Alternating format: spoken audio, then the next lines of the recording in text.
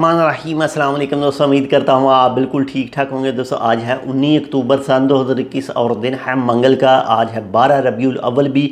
आप तमाम दोस्तों को हमारी तरफ से 12 रबीउल अव्वल का जश्न विलादत मुबारक हो।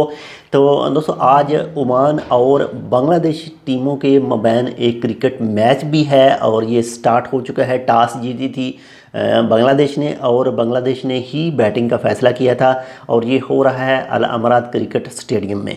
तो बांग्लादेश के लिए ये मैच जीतना बहुत ही ज़रूरी है क्योंकि इससे पहले जो मैच हुआ था वो बांग्लादेश हार चुका है और ये मैच जीतना बहुत ही ज़रूरी है और इससे आगे वाले भी बहुत ज़रूरी हैं। लेकिन हमारा साथ ओमान टीम के साथ है, बाकी आपका साथ कौन सी टीम के साथ है कमेंट करके ज़रूर बताइएगा। और इंशाल्लाह दुआ करते हैं कि ये मैच भी जो ओमान की टीम है वो जीते, क्योंकि इससे पहले वाला मैच ओमान की टीम जीती थी और हमारी जो तमाम दुआएं हैं वो ओमान टीम के साथ हैं। तो मिलते हैं दूसरी अपडेट के साथ, तब तक के लिए अल्लाह हाफिज़।